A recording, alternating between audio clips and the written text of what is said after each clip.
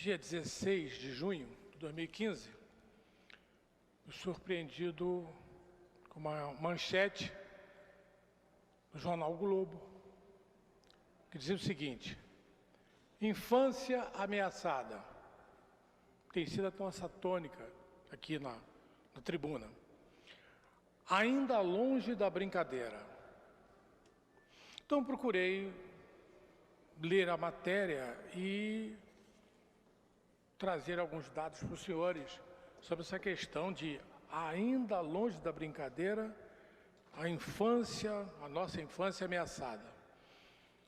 Então, nesse momento em que se discute a redução da maioridade penal e que vem à tona os direitos da criança e do adolescente, vale a pena falarmos de algumas mazelas que afetam os nossos jovens, as nossas crianças.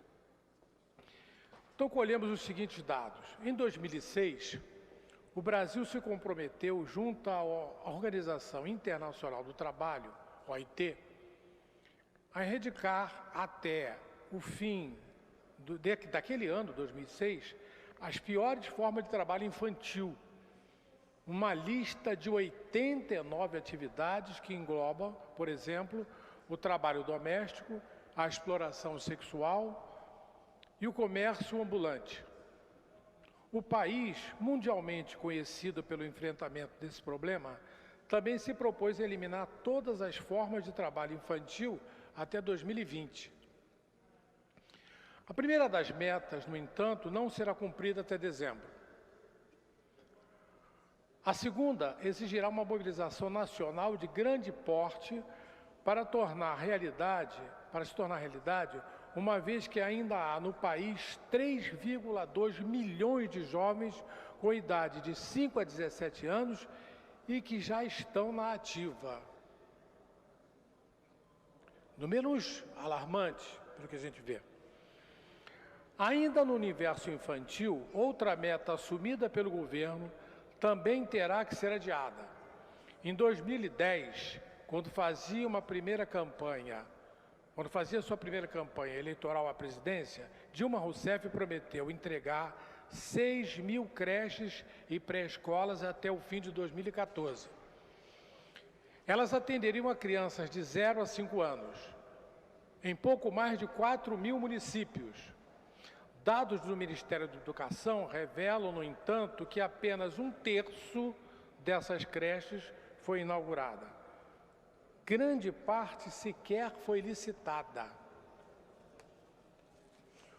Os Ministérios do Trabalho, do Desenvolvimento Social e da Educação reconhecem que o país não cumpriu nem a meta da erradicação dos piores formas de trabalho infantil, nem da construção de creches e pré-escolas. Então, nós estamos vendo que o governo não faz a sua parte, promete e não cumpre. Para os especialistas, o trabalho infantil tem raízes em questões culturais. No Brasil, é comum ouvir que é melhor ter meninos empregados do que desocupados ou no crime. Empregados que desocupados ou no crime. Mas a prática contraria a Constituição e o Estatuto da Criança e do Adolescente, mas nunca levou nenhum brasileiro... nesse caso, a prática que leva a essa coisa não levou nenhum brasileiro à prisão. Quer dizer, quem pratica isso, quem pratica a exploração do trabalho infantil, jamais foi à prisão. É um dado extremamente preocupante num país que se propõe a cuidar da criança, não ter ninguém preso, embora se saiba que a prática de uso de crianças e adolescentes praticamente como escravos, ela é até nas nossas esquinas aqui, vendendo balas, por exemplo. A Constituição veda o trabalho antes de 14 anos. A partir daí, o adolescente só pode ser empregado na condição de aprendiz, atuando em locais que não sejam prejudiciais à sua formação, desenvolvimento físico, psíquico, moral e social. Isso está no artigo 227 parágrafo 3º, inciso 1 da Constituição Federal, combinado com o artigo 7º, inciso 33 da Constituição. Quer dizer, no Brasil não se cumpre a Constituição, especialmente quando se trata dos direitos e da proteção da criança e dos adolescentes. Mas são ávidos os nossos congressistas em tentar diminuir direitos das crianças e dos adolescentes, como nós estamos vendo agora. No Rio de Janeiro, aqui no Rio de Janeiro, temos crianças trabalhando na produção de fogo de artifício. Vou repetir. No Rio de Janeiro, temos crianças trabalhando na produção de fogos de artifício, puxando charretes junto com cavalos. E nas lavouras, manipulando herbicidas e outros produtos químicos altamente lesivos à saúde, à sua formação. Curioso, ainda num outro levantamento que fizemos, é encontrar o seguinte: a exploração do trabalho infantil não é crime nem leva à prisão.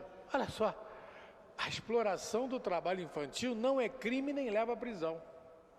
Não há legislação que leve ninguém à prisão por exploração do trabalho infantil. Isso é um absurdo. Então aqui, o Brasil tem 715 mil presos, nenhum deles condenado por exploração do trabalho infantil. E a explicação para isso é simples.